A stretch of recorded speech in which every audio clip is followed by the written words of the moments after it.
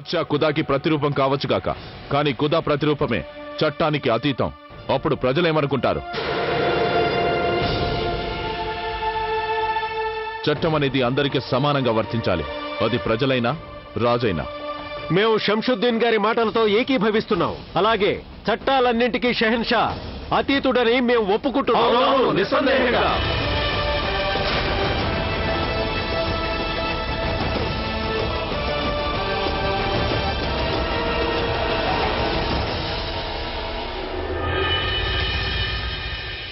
ఖాన్ సాబ్ మాటలతో అందరూ ఏకీభవిస్తున్నారు, కానీ ఆదం ఖాన్ మాటలు కూడా విలువైనవే.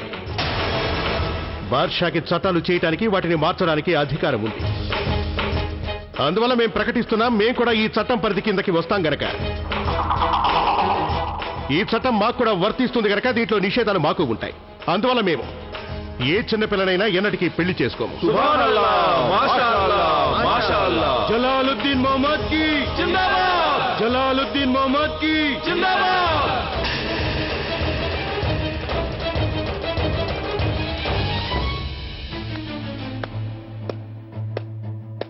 బ్రహ్మాండంగా ఉంది షెహన్షా గారు.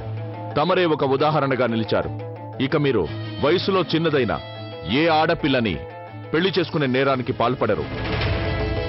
కానీ గతంలో తమరు చేసిన అలాంటి నేరాల సంగతేంటి? అందరికీ గుర్తుండే ఉంటుంది. స్వయంగా షెహన్షా గారే ఒక చిన్న పిల్లని పెళ్లి చేసుకున్న సంగతి.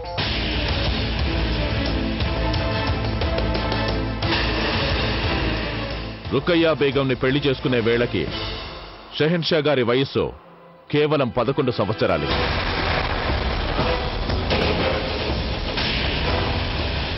అప్పుడు రుకయ్యా బేగం గారి వయస్సు కేవలం 9 ఏళ్లే.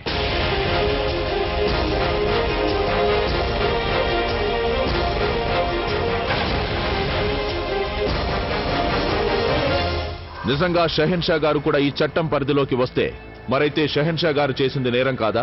రుకయ్యా బేగం గారితో వారి వివాహం అక్రమం కాదా? చట్టవిరుద్ధమైంది కాదా? ఆదం ఖాన్!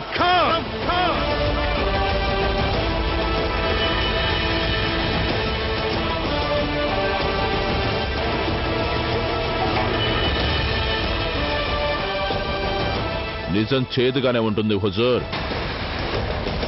కొంచెం నీ నోటికి పగ్గాలు వేసుకో ఆదం ఖాన్, లేదంటే కిందకు దించండి మహామంత్రి గారు. ఇందాక మీరన్నట్టుగా మనమున్నది రాజదర్బారులో. ఇక్కడ నేను మీ కుమారుణ్ణి కాను, మొఘలాయి సామ్రాజ్యంలో సుబేదార్ని. నా గురించి వివరణిస్తున్నాను. దర్బారులో మహామంత్రి గారికి శిక్షించే హక్కు ఎంత మాత్రం లేదు. శిక్ష వేసే హక్కు కేవలం ఒక షెహన్షా గారికే ఉంది. షెహన్షా గారు ఏ శిక్ష విధించినా నేను స్వీకరిస్తాను. తమరు కావాలనుకుంటే నా శిరస్సును నరికించొచ్చు, కానీ నా ఉద్దేశంలో ఈ చట్టం సరైందే అయితే దానికి ముందు జరిగిన పెళ్లిళ్లు కూడా అక్రమాలుగానే భావించాలి.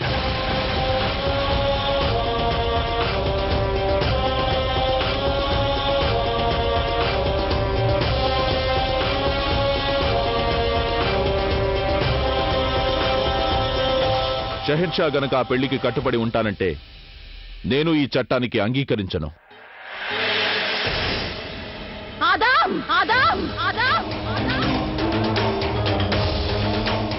మీకు తెలుస్తుందా మీరు ఎవరి గురించి మాట్లాడుతున్నారో? ఆదం ఖాన్, ఆ ఖుదాని సాక్షిగా చేసుకుని నేను షెహన్షాని పెళ్లి చేసుకున్నాను. నేను విశిష్ట మహారాణిని. నాతో షెహన్షా గారి పెళ్లి ఇప్పుడు మీకు అక్రమంగా కనిపిస్తోందా? దాన్ని చట్టవిరుద్ధం అంటారా? తమరు నిండు దర్బారులో విశిష్ట మహారాణిని అవమానించిన నేరానికి పాల్పడ్డారు. ఇందుకు మీరు శిక్ష అనుభవించి తీరుతారు. దయచేసి మన్నించండి బేగం సాహిబా, తమరికి కష్టం కలిగించినట్టయితే. కానీ చట్టం చేసేశారు. ఇక షెహన్షా గారి మాట ప్రకారం వారు, మీరు, నేను, ప్రతి ఒక్కరూ ఈ చట్టం పరిధి కిందకే వస్తాం. నేనొక న్యాయమైన ప్రశ్నే వేశాను. దీనికి జవాబు షెహన్షా గారే చెప్పాలి. ఒకవేళ నా శిరస్సు నరికించవచ్చు, కావాలంటే నా నోరు మోయించేయొచ్చు. కానీ ఎప్పుడైతే లక్షలాది మంది ప్రజలు ఒకేసారిగా ఇదే ప్రశ్న వేస్తారో అప్పుడేం చేస్తారు? నేను షెహన్షా గారిని గౌరవిస్తాను, అయితే షెహన్షా గారు ఇది నా నేరంగా భావించి నా శిరస్సు నరికించదలిస్తే నేను ఆనందంగా నా ప్రాణాలు ఇవ్వడానికి సిద్ధంగా ఉన్నాను. ఇక నిర్ణయం మీ చేతుల్లోనే ఉంది షెహన్షా. ఒకటి తస్లింని పెళ్లి చేసుకోవడానికి మీరు అనుమతైనా ఇవ్వండి, లేనట్లయితే ఈ చట్టాన్ని పూర్తిగా మన్నిస్తూ రుకయ్యా బేగంకి విడాకులైన ఇవ్వండి.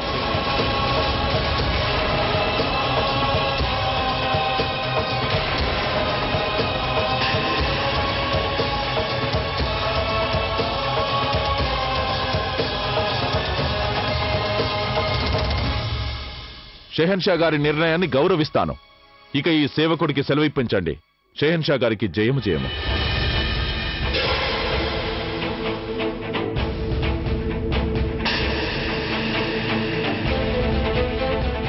షెహన్షా, ఆదాంకి నేను నచ్చ చెప్తాను.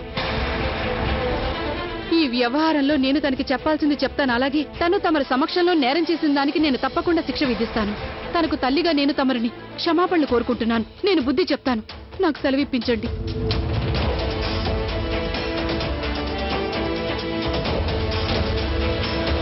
ఈ వ్యవహారంలో నేను తనకి చెప్పాల్సింది చెప్తాను. అలాగే తను తమరి సమక్షంలో నేరం చేసిన దానికి నేను తప్పకుండా శిక్ష విధిస్తాను. తనకు తల్లిగా నేను తమరిని క్షమాపణలు కోరుకుంటున్నాను. నేను బుద్ధి చెప్తాను. నాకు సెలవిప్పించండి.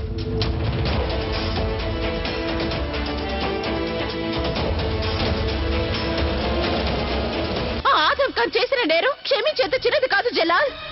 నాకు తమరి మీద చాలా కోపంగా ఉంది. నాకు అంత పెద్ద అవమానం జరుగుతుంటే మీరు చూస్తే ఎలా ఊరుకోగలిగారు? తను నాకు విడాకులేమని మీతో చెప్పినా కూడా మీరు మౌనంగా అదంతా వింటూ కూర్చున్నారా? మీరొక్కరే కాదు, పెద్ద మహారాణి గారు కూడా నోరు విప్పలేదు. ఆశ్చర్యంగా ఉంది జలాల్. మీ కర్వాలు మీరు ఎత్తలేనంత బరువెక్కిపోయిందా? ఆదం ఖాన్ మీదకి మీరు ఎందుకు ఎత్తలేకపోయారు? లేక ఆదం ఖాన్ గొప్పతనం అంత పెరిగిపోయిందా? మీరు తన్ని తాకలేనంత గొప్పదైపోయిందా? దర్బారు నియమాల ప్రకారం ప్రతి నిందితుడికి తన వివరణ ఇచ్చుకునే స్వేచ్ఛ, హక్కు ఉంటాయి. వివరణ చెప్పుకోవడం, బురద జల్లడం మధ్య చాలా తేడా ఉంది మహారాణి గారు. కాదనడం లేదు. నిజమేంటంటే మేమందరం నిర్ఘాంతపోయాం రుకయ్య. ఆదం ఖాన్ మన బాద్షాని తప్పు పడతాడని అనుకోలేదు. కానీ అత్తగారు నేరస్తులకు శిక్ష పడాలి కదా. అసలు మనల్ని నేరస్తులు చేసే చట్టం ఎందుకు చేయదలిచారు మీరు? ఆ చట్టం మన బంధాన్ని గందరగోళం చేస్తోంది జలాల్.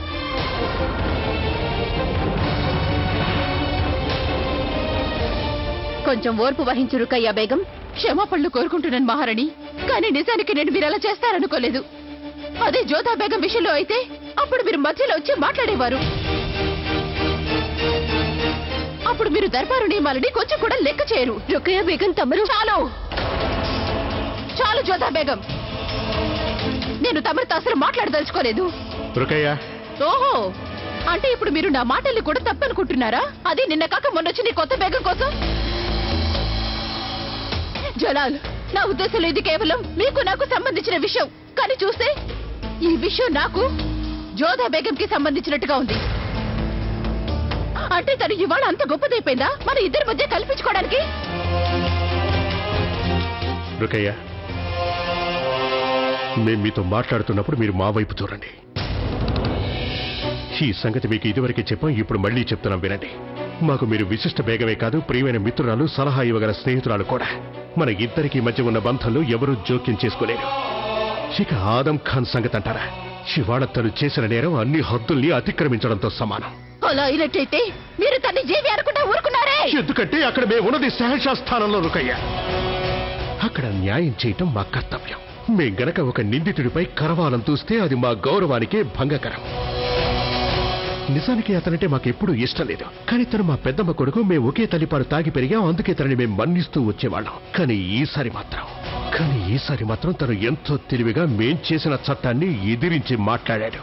మీరనేది చూస్తుంటే ఇప్పుడు మనం విడాకులిచ్చుకోకుండా ఎవరు ఆపలేరా జలాల్?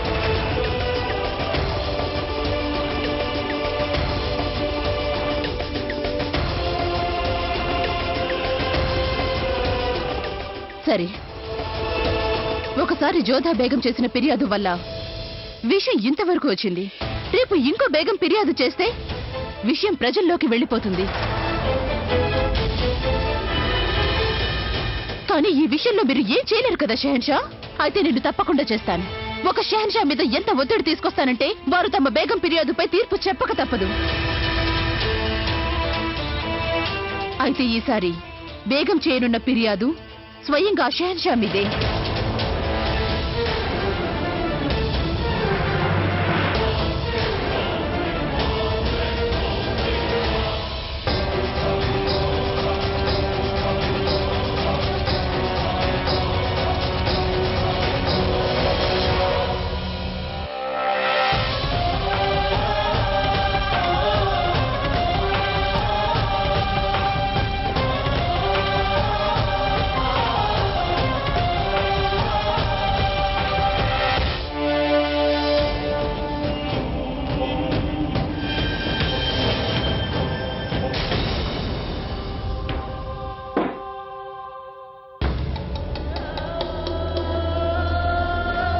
నువ్వు ఇక్కడికి ఎందుకు వచ్చావో నాకు తెలుసు.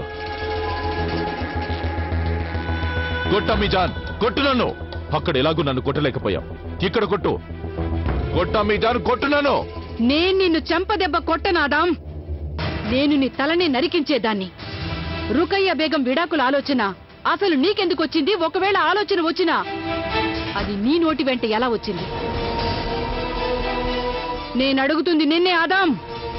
ఎందుకంటే నేను జలాల్కి ఖాన్ సాబ్కి మధ్య జరిగిన మాటలు విన్నాను కనుక. ఏం మాట్లాడుకున్నారు వాళ్ళు?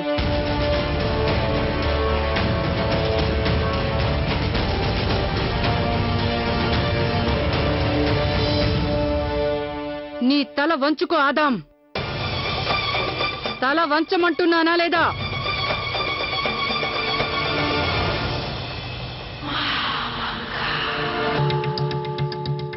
నన్ను ఆపకు. ఎందుకంటే నాకు ఇవాళ సంతోషంగా ఉంది. నువ్వలా చేయగలవని నేను అస్సలు అనుకోనే లేదు. నువ్వు నాలాగే ఆలోచించావాదాం. నేను కూడా అదే చేసేదాన్ని. ఇవాళ జీవితంలో మొదటిసారిగా సరైన పని చేశావు. నీకు తల్లినైనందుకు ఇవాళ నేను గర్వపడుతున్నాను. నాకు నువ్వంటే చాలా ఇష్టం, కానీ రాజకీయాలలో ఇష్టం అనే దానికి ఎలాంటి చోటు లేదు. ఇప్పుడు తేలాల్సిందల్లా జలాల్ ఏం చేస్తాడనేది. రుకయ్యని వదులుకుంటాడా లేక జోదా బేగంను వదులుకుంటాడా? ఎందుకంటే తను గనక రుకయ్య బేగంకి విడాకులు ఇచ్చేస్తే వాళ్ళ బంధం తెగిపోతే ఆ తప్పంతా జోదా బేగం మీదకే వస్తుంది. అలా జరిగాక నువ్వు నేను కలిసి ఒక ఆట ఆడేద్దాం. ఒకవేళ తను రుకయ్య బేగంకి విడాకులు ఇవ్వకపోయినా అది కూడా మనకి మంచిదే ఆదాం. అప్పుడు నువ్వు తస్లీంని హాయిగా పెళ్లి చేసుకోవచ్చు. ఒకవేళ జలాల్ రుకయ్య బేగంకి విడాకులు ఇచ్చేస్తే రుకయ్య బేగంకి నా స్థాయి ఏమిటో, తన స్థానం ఏంటో తెలుస్తుంది. భలే ఉంటుందిలే. కానీ అమ్మిజాన్, జలాల్ రుకయ్య బేగంని మళ్ళీ పెళ్లి చేసుకోవచ్చు కదా? చేసుకోలేడు ఆదాం. చట్ట ప్రకారం చేసుకోలేడు. జలాల్ గనక మళ్ళీ రుకయ్య బేగంని పెళ్లి చేసుకోవాలంటే ముందుగా రుకయ్య బేగం వేరొకరిని పెళ్లి చేసుకోవాలి. అలా పెళ్లి చేసుకున్న వాడితో కొంతకాలం గడిపిన తర్వాత రెండో భర్తకి విడాకులు ఇచ్చేసిన తర్వాతే రుకయ్య బేగంని జలాల్ పెళ్లి చేసుకోగలుగుతాడు. అలాంటి పరిస్థితిని అటు జలాల్ కానీ ఇటు రుకయ్య గాని తట్టుకోలేరు. నీకింకో సంగతి చెప్పనా? చెప్పమ్మిజాన్. నువ్వు చిన్నవాడిగా ఉన్నప్పటి నుంచి నాకు ఒకే ఒక కోరికుండేది. నువ్వు ఎప్పుడు పెద్దవుతావో నేను నీకెప్పుడు సలాం చేస్తానో అనేదే నా కోరిక. ఇప్పుడు ఆ సమయం వచ్చేసింది. అందుకే మీ అమ్మీజాన్ నీ ముందు తల వంచి మరీ అంటోంది, సుబేదార్ ఆదాం ఖాన్ కి జయము జయము. అమ్మిజాన్, ఎందుకంత బాధపడుతున్నావు జోదా? నా తలరాతని నేను తిట్టుకుంటున్నాను మోతి. నేనెవరికైనా మంచి జరగాలని కోరినప్పుడు అది ఎందుకు చెడుగా పరిణమిస్తుంది? తస్లీం జీవితాన్ని కాపాడమని నేను షహిన్షాని వేడుకున్నాను మోతి. తీరా జరిగిందేమిటంటే రుకయ్య బేగం మనసు గాయపరిచినట్టయింది. పైగా ఆవిడలా అనుకోవడం కూడా సమంజసమే. తను ఎంతగానో ప్రేమించే వ్యక్తితో తనకున్న బంధం నా వల్ల తెగిపోతుందంటే తను ఎలా భరిస్తుంది? ఇదంతా ఆదం ఖాన్ వల్లే జరిగింది. షెహన్షా దర్బార్లోనే అతన్ని చంపేసి ఉండవలసింది. వాడి దుర్మార్గం వల్లే మొత్తం కుటుంబం కష్టల పాలైంది. ప్రస్తుతం నేను ఆదం ఖాన్ గురించి ఆలోచించడం లేదు మోతి. నేను ఆలోచిస్తుంది రుకయ్య బేగం గురించి. ఏదో ఒక విధంగా తన దుఃఖానికి కారకురాల్ని నేనే అయ్యాను. ఇదేం బాగోలేదు జోదా. ప్రతిసారి నువ్వు నీదే తప్పని ఎందుకు అనుకుంటున్నావు? ఇందులో అసలు నీ తప్పే ఉందని. నా తప్పేమీ లేదని నాకు తెలుసు. ఈ తప్పు ఎవరిదో అది నాకు బాగా తెలుసు. ఎవరిది?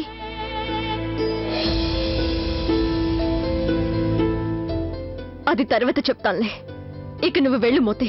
చాలా పొద్దుపోయింది, నేను విశ్రాంతి తీసుకోవాలి. కానీ జోదా నేను మోతి నువ్వు వెళ్ళు.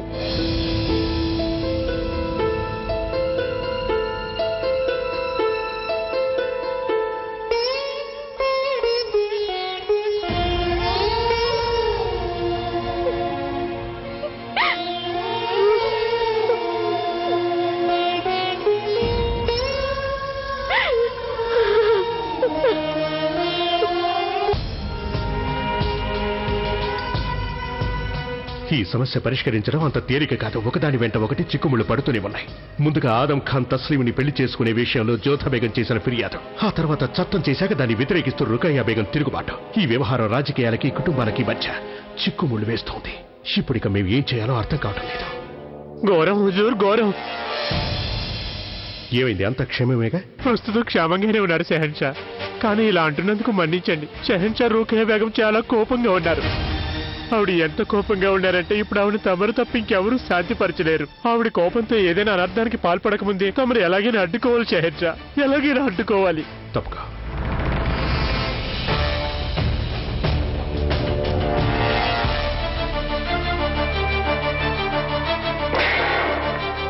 అందరూ వెళ్ళండి.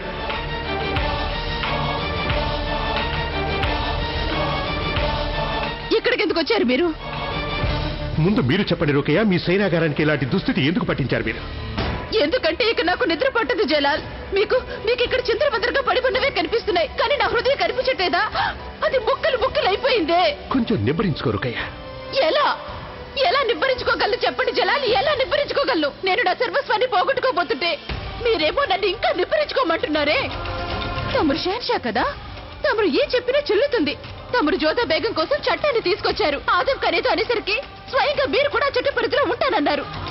కానీ నా సంగతి ఏంటి జలాల్? నా పరిస్థితి ఏంటి చెప్పండి? నా హద్దులేంటో చెప్పండి. నేను ఏం కావాలో చెప్పండి. ప్రజల భవిష్యత్తును కాంతిమయం చేయడం ముఖ్యం మీకు. జోధా బేగం ఫిర్యాదు చేస్తే అది ముఖ్యం మీకు కదా. ఆదం ఖాన్ వాదన్ని అంగీకరిస్తారు మీరు.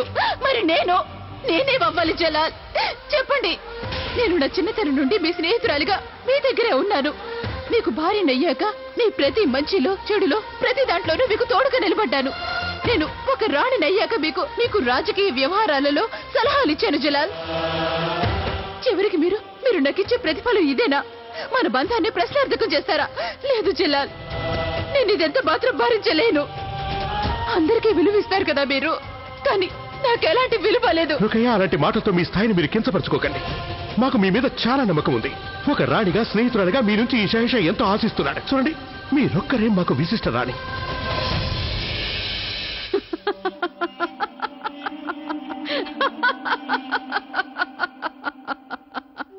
ఏమిటి సంగతి హుజూర్? చాలా ఆనందంగా ఉన్నట్టున్నారు. ఆనందంగా ఉండక నాకు సంగతి చెప్పు రేషం. ఎవరైనా అసలు ఆట ఆడకుండానే గెలిచినట్టు నువ్వెప్పుడైనా చూసావా? అదెలా కుదురుతుంది హుజూర్?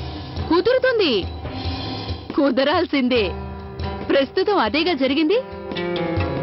నేనొక ఎత్తు కూడా వేయనేలేదు, కానీ రుకయ్యా బేగం గారి ఆట కట్టయిపోయింది. సరే గాని హుజూర్, అంటే మీ ఉద్దేశంలో షహిన్షా రుకయ్యా బేగంకి విడాకులు ఇచ్చేస్తారనేనా? కాదే. మరి మీరు గెలిచానని ఎలా అంటారు? గెలవక తప్పదు రేషం. ఆదాం ఖాన్ వేసిన పాచిక అలాంటిదే. ఒకవేళ జలాల్ రుకయ్యా బేగంకి విడాకులు ఇవ్వనట్లయితే ఆదాం ఖాన్ కి తస్లీం ని పెళ్లి చేసుకోవటానికి అనుమతి ఇవ్వక తప్పదాయనికి. అలా జరిగితే ఓటమి జోధా బేగందే అవుతుంది. ఒకవేళ జలాల్ రుకయ్యా బేగంకి విడాకులు ఇచ్చేస్తే రుకయ్యా బేగం ఓటమి పాలవుతుంది. రెండింటిలో ఏది జరిగినా గెలుపు నాదే. మరి జావేదా బేగం ప్రస్తుతానికి తను పుట్టింటికి వెళ్లారు, కానీ తిరిగి వచ్చాక తనకి నిజం తెలిసిపోతే తమ కూతురు వయసు గలదైన అమ్మాయిని ఆదం ఖాన్ సాహెబ్ పెళ్లి చేసుకున్నారంటే ఆవిడ సహించగలుగుతుందా? జావేదా విషయంలో అంతగా ఎందుకు ఆలోచిస్తున్నావు రేషం నువ్వు? మా మతం ప్రకారం ఒకరికంటే ఎక్కువ మందిని పెళ్లి చేసుకునే అనుమతి ఉంది. అందుకు కారణం ఉంటే చాలు. ఆదం ఖాన్ కి అందుకు కారణం ఉండనే ఉంది.